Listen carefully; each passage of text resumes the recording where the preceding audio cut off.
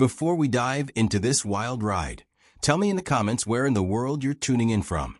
Maybe you're sitting in a sunny suburb in Texas, stuck in a packed condo tower in Chicago, or relaxing in a quiet farmhouse out in Kentucky.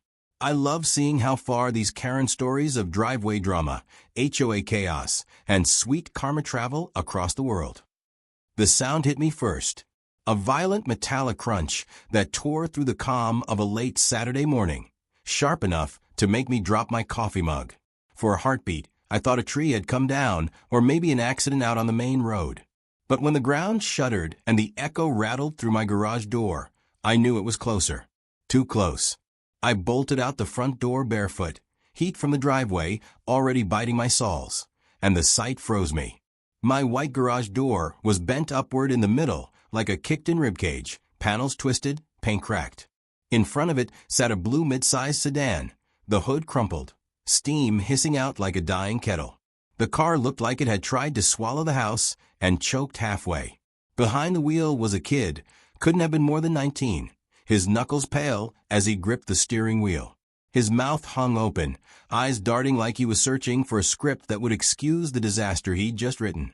And then, slamming her door shut and storming around the front bumper, came his mother, Lauren, 40 years old, shoulders heaving with the kind of rage you only see in someone who believes they're never wrong. Her pink floral blouse stretched tight, sleeves flapping as she threw both hands in the air. Black leggings and slip-on sandals slapped against the driveway as she marched closer, shouting before I'd even taken a breath. "You! What the hell is wrong with your garage?" she bellowed, voice cutting sharp enough that neighbors' blinds snapped open like dominoes up the street. I stared at her, thinking I must have misheard. My garage? My garage that had just been split open like a crushed soda can buy her son's car? My garage, I repeated, still stunned. Your son just plowed into my house. She jabbed a finger at the mangled door. If you didn't have it sticking out so close to the driveway, this wouldn't have happened. You're liable for this damage. It would have been laughable if it weren't so surreal. Her son was still sitting in the driver's seat, looking like he wanted to melt into the upholstery. He hadn't even unbuckled yet. Steam curled up past the windshield, fogging the corners of the glass. I stepped closer, raising my voice over the hiss of the radiator. "Listen, lady.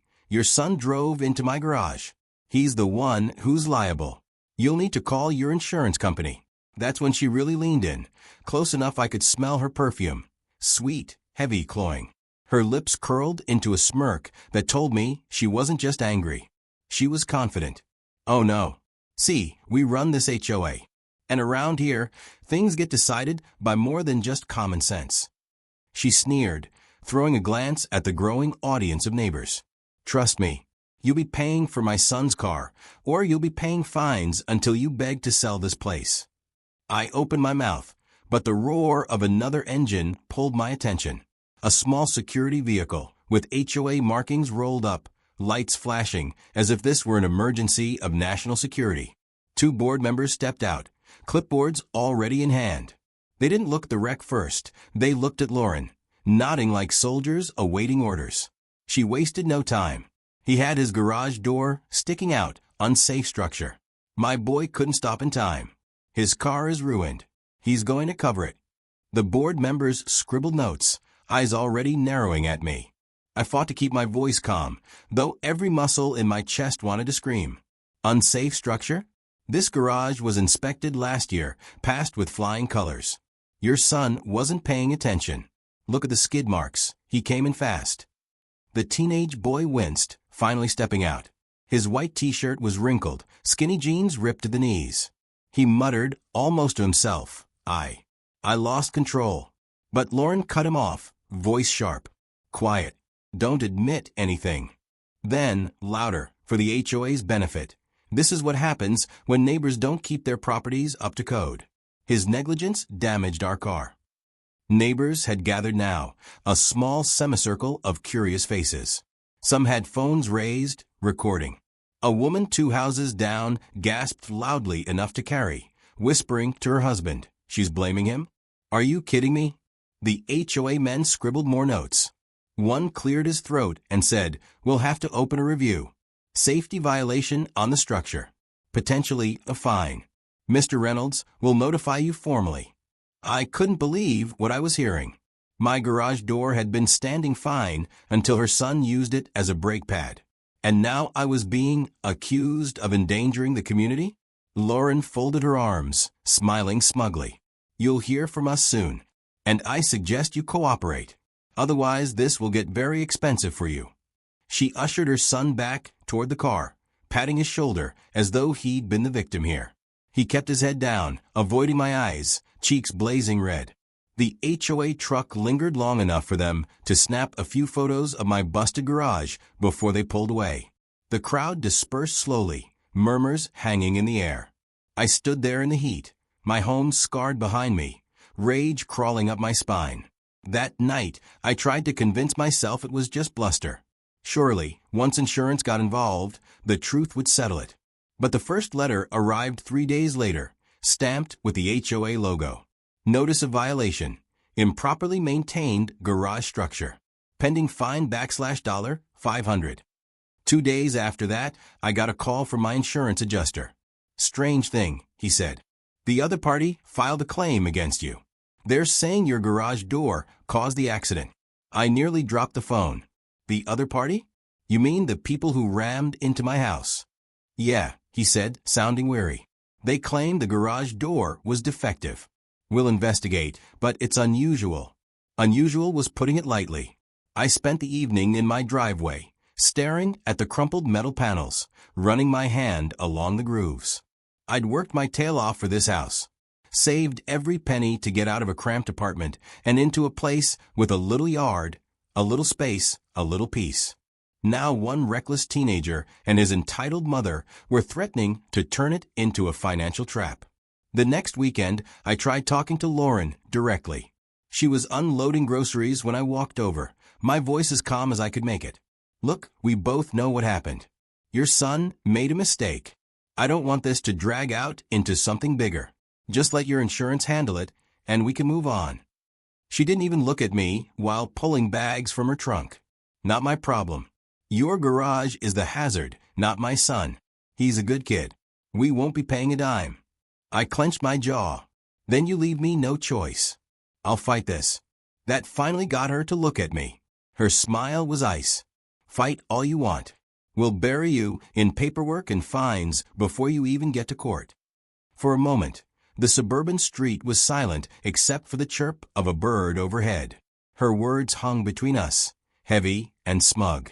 Then she slammed her trunk shut and walked inside, leaving me standing alone in her driveway, fists tight enough to ache. I walked back to my house slowly, my eyes fixed on the broken garage door, still waiting for repair. The warped metal reflected the late afternoon sun like a scar. I realized then that this wasn't going to be resolved with polite conversation. Lauren wasn't interested in truth or fairness. She was interested in power. And if I didn't find a way to turn the tables, she'd crush me with it. That night, I sat at my kitchen table, the violation letter spread out beside my laptop. My reflection in the screen looked tired, but determined. Somewhere deep inside, a plan was starting to form, though I couldn't see the full shape yet. The crash had been the beginning. The real fight was just getting started. The letters kept coming, each one stamped with the HOA seal. Each one nastier than the last. $500 for a safety violation. Another $400 for failure to maintain community standards. I wasn't just dealing with a crash anymore. I was being buried under manufactured fines. Every envelope felt like a trap laid carefully at my feet, daring me to step into it. I tried appealing to reason first, because some part of me still wanted to believe this could be fixed the simple way. I gathered repair estimates, insurance paperwork, even the police incident report. I walked into the HOA office, folder in hand, ready to explain. The board members sat around a long wooden table, sipping coffee, as if they were judges waiting for sentencing. Lauren was there too, lounging with her arms crossed, lips curled into a smile that told me I'd already lost. I laid out the papers, spoke clearly. "Your son crashed into my garage. This is the damage report. The structure was fine until he hit it. I shouldn't be fined for this. Lauren leaned forward, her voice dripping with mock concern. Maybe you think it was fine, but the board disagrees. It's about the safety of the neighborhood, not just your opinion. One of the board members tapped his pen. Mr. Reynolds, the HOA has discretion here. If you'd like to avoid further penalties, you might consider covering the vehicle damages. It would smooth things over. My jaw tightened. You mean pay for her son's car? After he destroyed my garage. Lauren's laugh filled the room, sharp and humiliating. It's called accountability. Try it sometime. I left that meeting with my folder still full, but my stomach empty, like every ounce of patience had been drained out of me. By the time I reached my front door, the determination had hardened into something sharper. If they wanted a fight, I'd give them one.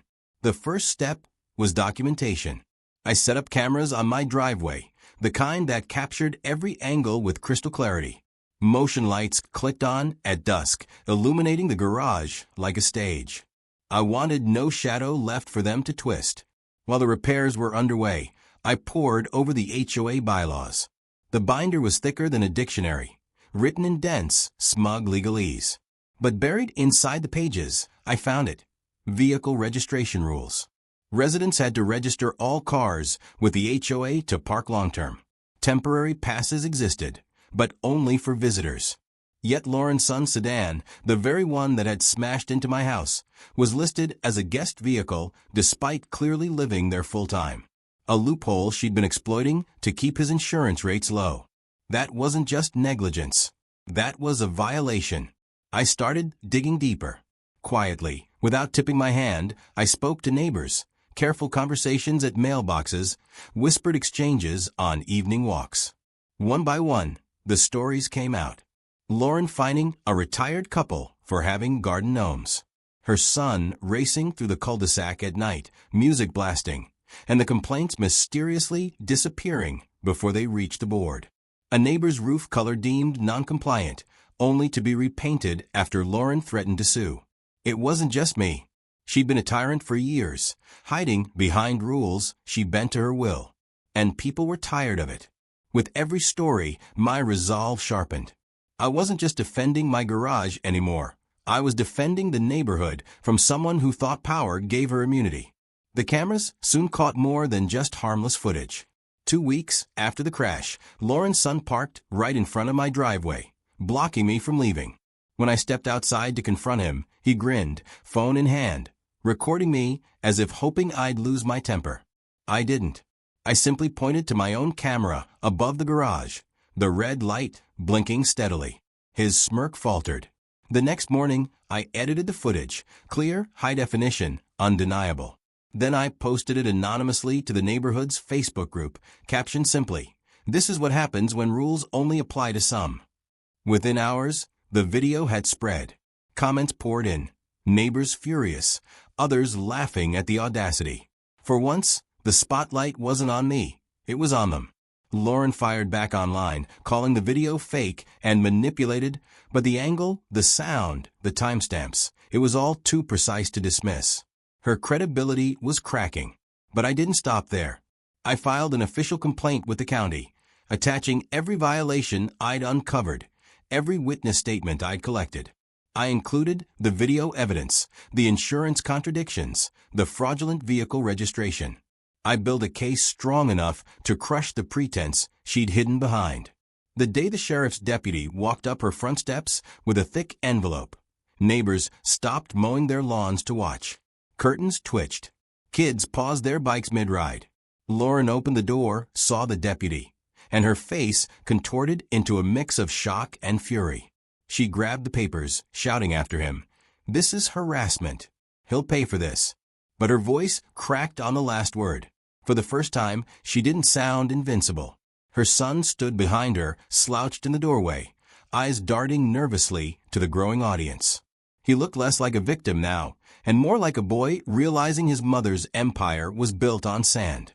That night, I sat at my kitchen table again, the repaired garage visible through the window, sturdy and straight. My phone buzzed with notifications. More neighbors sending me messages of support, thanking me for standing up. Some even offered old emails, fines they'd kept, proof of her favoritism. The pieces were falling into place faster than I'd imagined. I wasn't naive enough to think she'd give up quietly. Lauren was the kind of woman who would burn her own house down rather than admit defeat. But now, for the first time since the crash, I felt the momentum shift. The fear that had gnawed at me, the feeling of being outnumbered, outpowered, it was gone. In its place was a calm certainty. I had evidence. I had support. And most importantly, I had patience. The storm was building, and she couldn't stop it. I closed my laptop, leaned back in my chair, and listened to the quiet hum of a neighborhood outside. The night was still, but it wasn't peaceful. It was tense, like the pause before thunder. And when it broke, it was going to be deafening. The courthouse smelled faintly of polish and paper, a sterile quiet broken only by the shuffle of shoes and the low hum of murmured conversations. I sat at the plaintiff's table, my evidence stacked neatly in front of me, every page, every photo, every clip ready to be deployed. Across the aisle, Lauren perched stiffly, her floral blouse stretched tight as she whispered frantically to her attorney. Her son slouched beside her in a too-big blazer, eyes down, jaw tight. He looked less like a young man and more like a boy caught sneaking out past curfew. Except this time, the stakes weren't grounded weekends. They were fines, damages, and public humiliation. When the judge entered, the room snapped into silence. He was a gray-haired man with an expression carved from stone, the kind of face that made liars sweat. He adjusted his glasses, glanced at the docket, and said, "Reynolds versus Lauren Miller and the Homeowners Association." His tone carried no bias, but I caught the quick flick of his eyes toward the gallery. It was full. Neighbors had come. Some leaned forward eagerly. Others folded arms tight across their chests. A community waiting for a reckoning. My lawyer stood first. He laid out the case methodically. The crash itself, the damage to my property, the fraudulent claim filed against me, the harassment by the HOA. One by one he placed photos onto the projector, the bent garage door, the skid marks across the concrete, the violation letters with ridiculous fines. Then came the video. On screen, crystal clear in high definition, Lauren's son's car barreled into my garage, metal screaming, wood splintering. Gasps echoed in the courtroom. The camera shifted, capturing Lauren marching forward, yelling that it was my fault, demanding I pay. Her voice filled the room, shrill and entitled. Impossible to deny. Lauren's attorney sprang up. Objection. That video could have been altered. The judge raised a hand. Overruled. The timestamp is consistent with police records. Continue. My lawyer pressed on, pulling out the HOA bylaws, highlighting the illegal vehicle registration, pointing out how fines had been weaponized to silence opposition. He presented witness statements from neighbors, documenting years of harassment, favoritism, and intimidation. By the time he finished, the weight of evidence hung in the room like thick smoke. Lauren's turn came. She straightened, forcing a smile as she took the stand.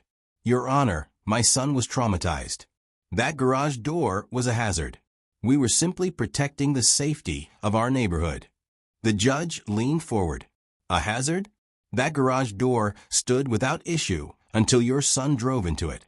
Do you have evidence of structural flaws?" Her smile faltered. It was obvious. Obvious to whom? The judge pressed. She stammered, fumbling for words. Her son shifted uncomfortably beside her, tugging at his collar. The judge's eyes narrowed. "Son, stand up." The boy rose, shoulders hunched, knuckles white at his sides. "Were you speeding?" He hesitated. Lauren's glare burned into him, but the silence stretched too long, and under its weight, he broke. "Yes," he whispered. "I was on my phone. I wasn't paying attention." The gallery erupted, gasps, murmurs, even a laugh that someone quickly smothered. Lauren snapped her head toward him, her face red, jaw clenched tight enough to crack teeth. But the damage was done. The judge rapped his gavel. "Order. Sit down." He turned back to Lauren, his tone sharp. "You filed a false claim against your neighbor, attempted to defraud his insurance, and abused your authority in the HOA. This is not just negligence, it borders on fraud." The words landed like blows. Lauren sank into her chair, her arms wrapping around herself, as though she could shield against the glares of her neighbors. The ruling came swift and firm. The defendant's insurance will cover full repairs to the plaintiff's property. Additional damages will be awarded for harassment and fraudulent claims. The Homeowners Association will be subject to a county review for misconduct. The gavel struck once more. Case closed. Applause broke out, hushed at first, but swelling as people forgot the courtroom's formality. Some neighbors clapped, others whispered with relief. For years, they'd lived under Lauren's thumb, and now they were watching her empire crumble in real time. Lauren gathered her papers in silence, her son trailing behind, face pale. She avoided the stares, avoided me, but she couldn't avoid the truth. It was over. In the days that followed, the fallout spread like wildfire. News of the ruling hit the neighborhood Facebook group. Screenshots of the crash video resurfaced, shared and reshared, captioned with ruthless humor. Karen crashes car, blames house. Memes sprang up, her yelling face plastered over wrecked garages. Her son's guilty expression turned into gifs. The humiliation wasn't confined to the courtroom. It spilled into every corner of the community. Neighbors who once whispered their frustrations now spoke openly. The board, shaken and leaderless, voted to dissolve under pressure from county investigators. The HOA sign at the neighborhood entrance, once a symbol of Lauren's control, was quietly removed. As for Lauren, she withdrew. Her car disappeared from the driveway. Her curtains stayed drawn. Her son, stripped of driving privileges after the insurance fallout, walked to the bus stop each morning, head low. The once proud tyrant of the block was reduced to a cautionary tale. And me? My garage was rebuilt stronger than before, the white panels straight, gleaming in the sun. I installed a new door opener, smoother, quieter. A fresh start that reminded me every day of the fight I'd won. One evening, I sat in a lawn chair on my driveway, sipping coffee as kids rode bikes past. A neighbor, walking her dog, stopped to smile. "We're glad you stood up to her. It's like the whole street can breathe again." I nodded, eyes drifting toward Lauren's house. Curtains still drawn. "Funny thing about arrogance," I said quietly. "It always crashes harder than any car." The neighborhood settled into a new rhythm. Without Lauren's constant surveillance and fines, people repainted their mailboxes, planted flowers, left bikes on the lawns without fear of a violation notice. Laughter carried farther down the street. A tension that had once been invisible, yet suffocating, was gone. But deep down, I knew this wasn't just about one woman. It was about people like her, people who used power as a shield, who believed rules applied only to others. They existed everywhere, waiting to push, waiting to take. And when they found someone unwilling to bend, they turned vicious. The victory tasted sweet, yes, but it also reminded me that battles like this are never isolated. They're waiting on the next street, in the next office, the next boardroom. And maybe that was the real lesson. When faced with people who thrive on intimidation, silence is surrender. I finished my coffee, stood, and closed the garage door with a smooth hum. Behind me, the neighborhood lights flickered on, one by one, like signals of a community finally free. The war with Lauren was over, but the story wasn't finished. Somewhere down the line, there would be another challenge, another test of patience and resolve. And when it came, I knew I wouldn't hesitate. Because once you've seen arrogance fall apart under its own weight, you never forget how satisfying the crash can be. Tell me, what did you think of how this all played out? If you enjoyed this tale of chaos, karma, and well-deserved payback, make sure to hit that like button. Share this story with a friend who needs a smile, and don't forget to subscribe for more wild Karen showdowns every week.